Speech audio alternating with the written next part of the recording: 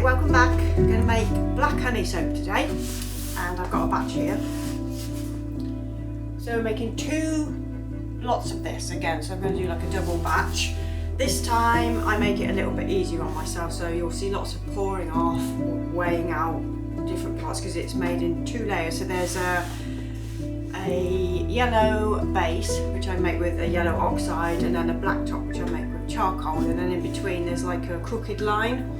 So this one I've been making for years and years and years, and it's an essential oil blend that smells like honey. So it's got sort of like some lemony top notes, so Litzia, clementine, and there's some patchouli for that earthy honey type of a scent, and then there's nutmeg which gives it more of a honey scent. So yeah, this one is black honey, and stay tuned, you can see how I made it. Got you propped right up because it's the only way I can let you actually see what I'm doing.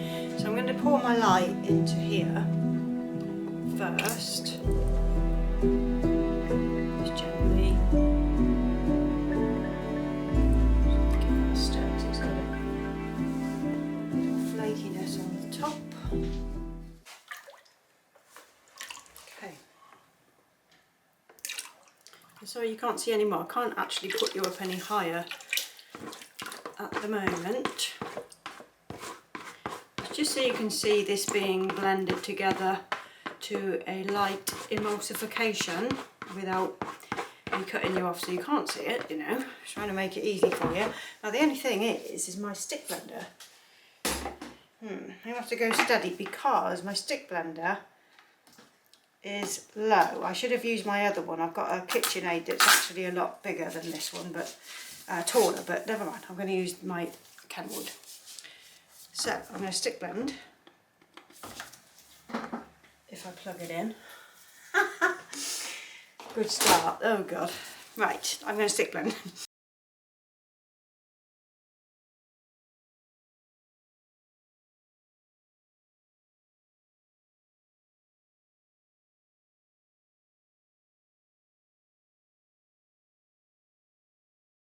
Okay, so into this I'm going to put my yellow base. That's just some yellow oxide, so I'm just going to grab that with my stick blender and get that blended in nicely.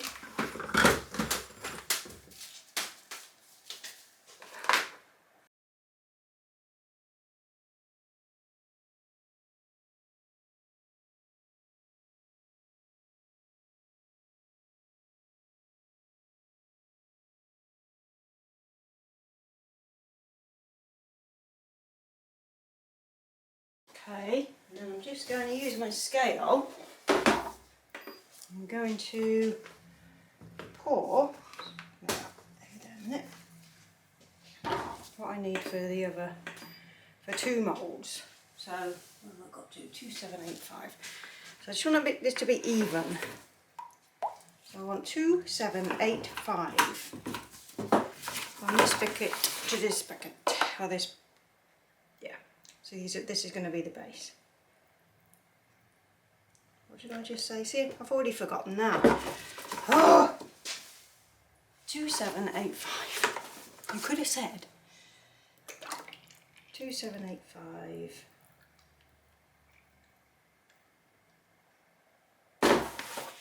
Okay, that's that. These buckets always make a mess on the edges. Where's my cloth? Here. Okay, let's give that away. So, these we want to pour into the mould, or moulds, and that will be the base done. And then we need to wait for it to set up, so I might just stick blend this a bit more just to get it a bit thicker, so I can pour it in and do some texturing and put the cocoa powder on, because there's a cocoa line in the middle of this one. So let me do that. Okay, so I'm just going to pour one and then pour the other and hope that I've got that measured correctly.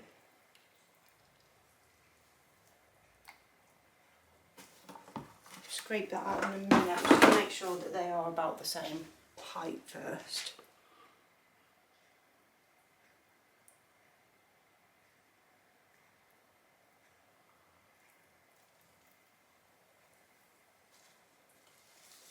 Yeah. much. I normally just do it by eye, but on that last batch when I did 420 blackbirds, I was like 200 and something grams out. Like when I weighed the batches the following day when they were hardened up. Yeah, one of them was 200 and, I think it was 260 or 280 grams more on the one side, and you know, that's like 2 soaps. So I wanted to get this one bang on. So I just go over randomly with the spoon.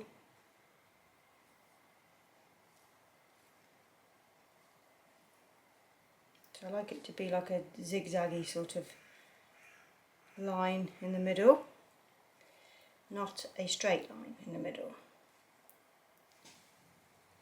Gently over the top of there, like so.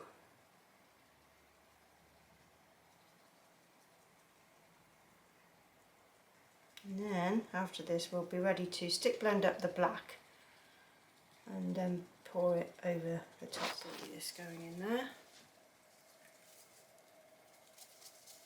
I'm going to put my essential oils in at the same time as well, because this is thickening a bit now.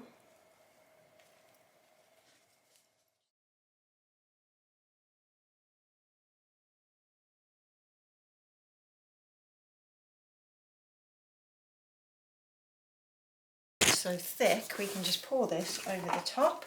This won't be any cause for concern because it will still stay as fluid as we need it to, just to get that over there. But you have to work pretty fast, and then we'll give it a bang to make it as even as we can, and we'll shove it about. Luckily these moulds have got handles on the sides. Give that another little shake and pour this side as well. Look how thick that is now. It's just the soap starting to saponify, I think, on its own before. I have been messing about a bit, really.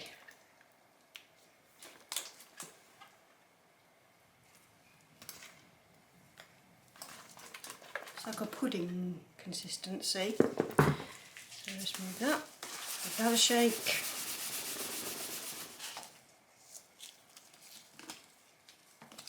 Good. Pretty good, good. Okay. Let's use up the rest of that.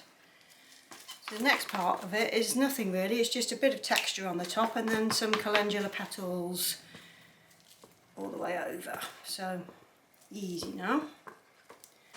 Okay, my lovelies, I am going to texture the tops.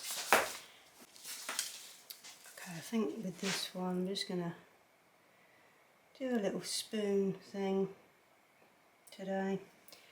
Might be easier.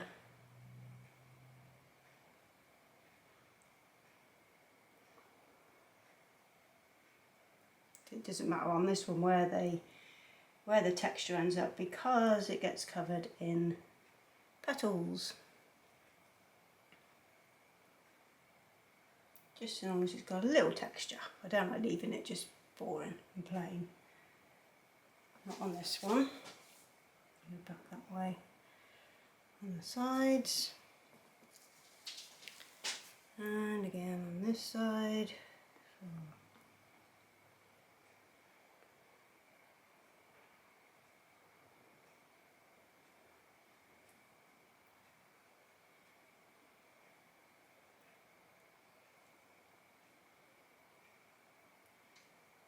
It's a lovely texture. If you wanted to do peaks or something, that's like a perfect texture, but I don't want to do peaks today. Although these are kind of peaky blinders.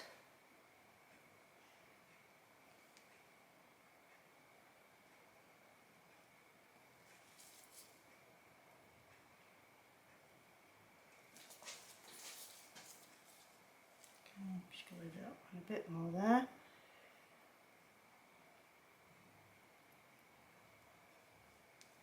And a bit more there. And a bit more up. just going to get these gloves off a second because they get very hot. Just to put these little petals on. So I'm going to go down the centre to start. I usually just put them in the middle. I don't normally put it all over, which I actually don't really want to put it all over.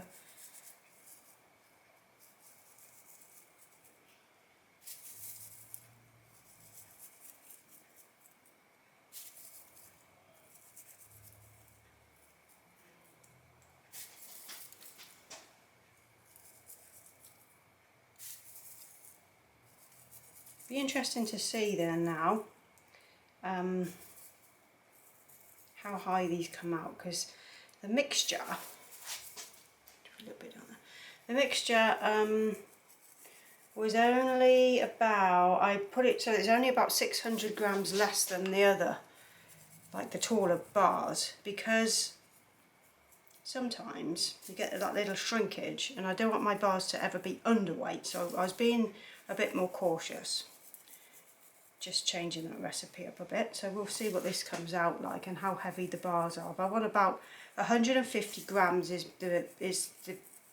what I want, which is 5.35 ounces. So I like a bar between 5 and 6 ounces is the ideal really for me when they're cut, and then obviously they shrink a little bit.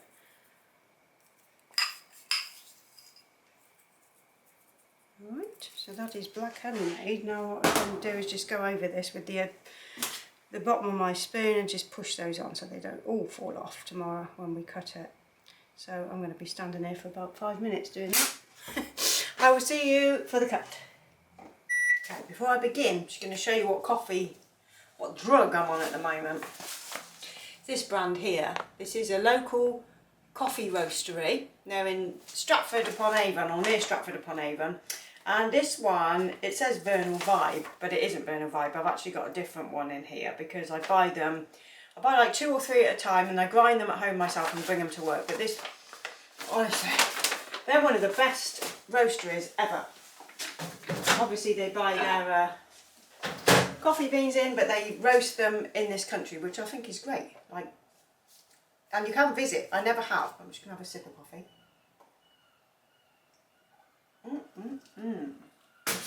It's so good. It's a, I don't know if that was, I think it might be a dark roast, but anyway, I'm going to cut this soap. Let's take it out the mould first. So I've realised with this, I'm cutting these, what did we say about cutting chunks? I'm cutting chunks today rather than using the tank, so I'm back to my chunkier cutter. So they are 3 centimetres wide, these soaps, so about 6 centimetres high by 3 centimetres wide. But what I do need to do is just up this recipe ever so slightly, because I could do with a couple of extra grams, oh well, bloody hell, a couple of extra grams per bar, because they are weighing like 150 before the cure, so I need them to weigh 150 after the cure. So I want to just tweak it slightly so that they are a bit bigger, so a little bit taller. But here's the old slab there. I'm just going to cut it normally on this cutter. Somebody left me a comment the other day, why are you using that slab cutter like that? I said it's because I'd seen it on Instagram. It's actually, if you've got a really heavy block of soap, then cutting it, like putting the cutter on top of the soap and cutting it that way is a much easier way of doing it. But this one is lighter, so I can cut it the normal way. So just chop those up first, like that.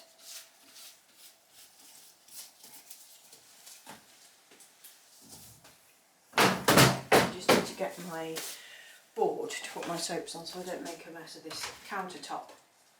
Okay, I use like these big old pine sheets. They're shelving, it's just shelving, but I use them for putting my soaps on, so I'm not constantly battling with soap lather on my counter. It drives me crazy, constantly having to wipe it down, and then it's just bubbly. Pet peeve, that is, being a soaper. I Okay, what do I want? This one. I want my single wire cutter. I'm just going to chop these. Just bring you in a minute. Okay, I'm just going to cut these into chunks so that they can then be cut into single bars, and I get samples out of these. So these batches now, rather than 42 bars in a batch on this mould, I'm getting 33, cutting them wider. So that's quite a loss. That's like 9 bars a batch. But not a loss because obviously I'm using less oil. But you know, when you're making big batches, it's nice to have like plenty. And yeah, we're losing 18 bars for these big batches by doing it that way. Never mind. Okay, so you can still see what I'm doing. I'm just going to cut these first. So these are just my end pieces, and I get my samples out of that.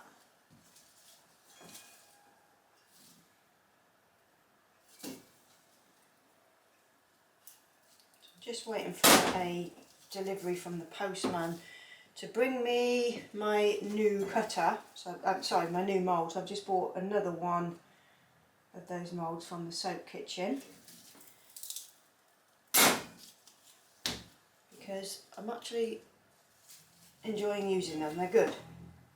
They are a bit like the boxes that they go with. The moulds are great, like the silicone liners are great. But the boxes that they're in, they're not the strongest boxes, and I've made better boxes actually myself. So if the boxes ever sort of warp or anything like that, which I'm guessing they might over time, I will make some myself because they're just easy to knock up out of pieces of pine board. But we'll see how it goes. Okay, so that's my samples made out of them bits. And then these, I'm just going to cut. And those will be samples for orders.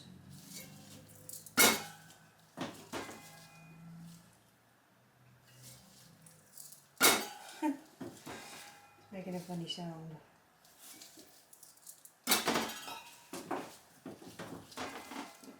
Alright, so hands up if you were able to see the eclipse this week.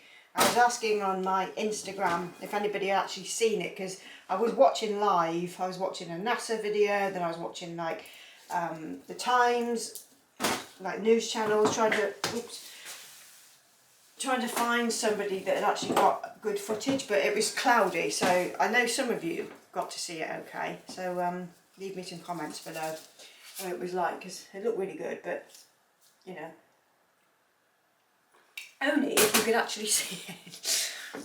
So, here is the soap. That's the end piece. Here's the inside, that crooked line. So we had an eclipse here in the UK back in the 90s. We had one, and ours was the same. It was cloudy, so you couldn't really see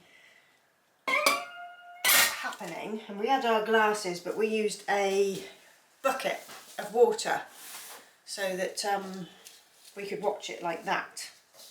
But it was very cloudy, and then I just remember the temperature dropping quite drastically when the eclipse actually happened. So we didn't really see it like, you know, like you do in other parts of the world. I think there was one in India. Yeah, there definitely was, because friends of mine went to watch it. So people in India had a really, really good one, obviously because it's sunny. But yeah, I do remember the temperature dropping, and I remember it being eerily weird with the birds and everything sort of changing. So yeah, it's always a strange experience, but I've only ever experienced it one time. But I would like to experience it, you know, properly in a country where you actually see it for real. I think that's not till 2040. Is it 2044 the next one? I don't even know where it is. So leave me comments below and let me know, because I'm not sure. I've not done any research. So let me show you some of these. There we go. So they look like this. inside.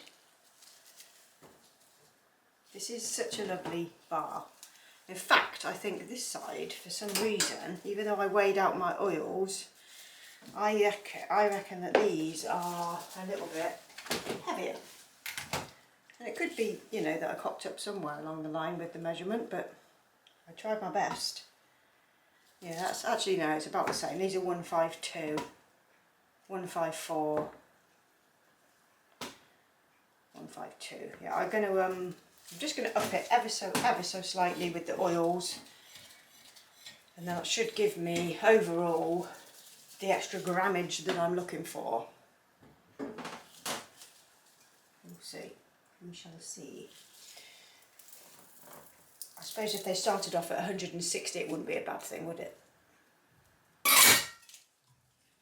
Plenty of samples though, so that's a good thing, because the last way I was cutting it with the tank, because it was giving me bang on 12 bars, I wasn't getting any samples out of it. So that was a bit of a bugger.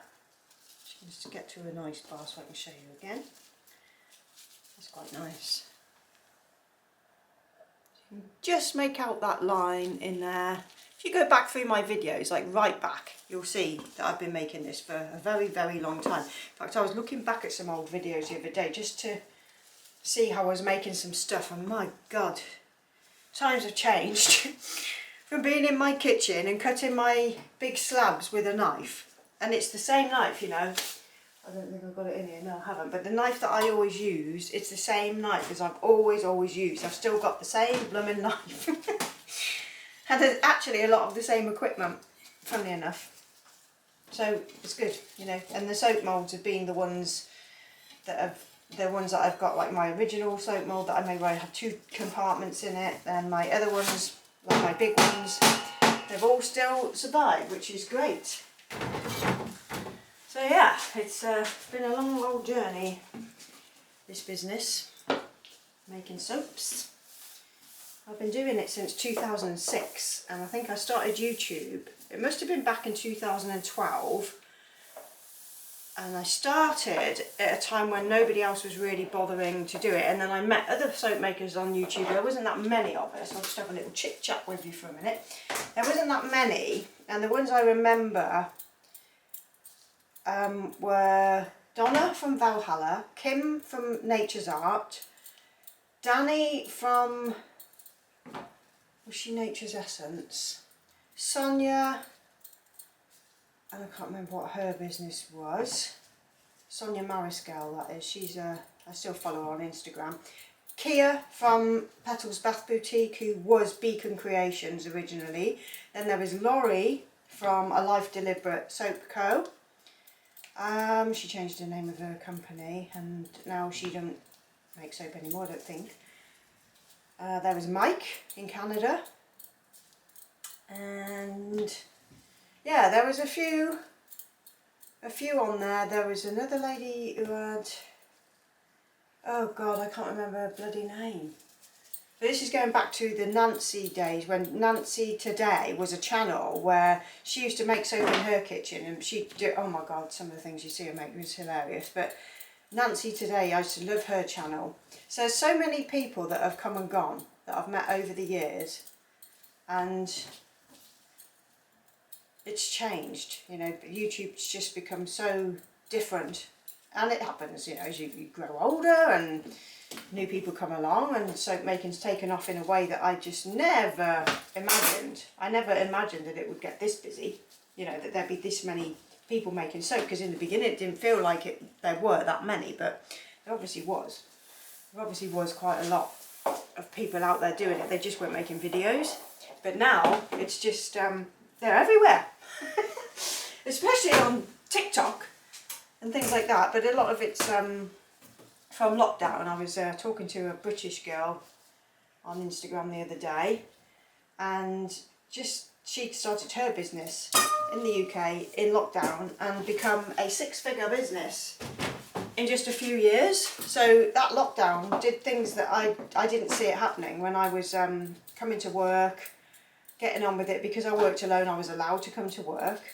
And then TikTok was taken off, wasn't it? And I didn't really pay it any attention, because it's not my thing really, TikTok. It's alright, I do post on there, but it's all a bit, how do I say it?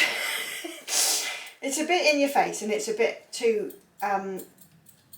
bouncy then, for want of a better way of putting it. It's a bit too much for me. I'm a bit more into, like, I don't know, calmer videos. I think they're all just a bit manic. It feels a bit manic, and everybody's like making money over there.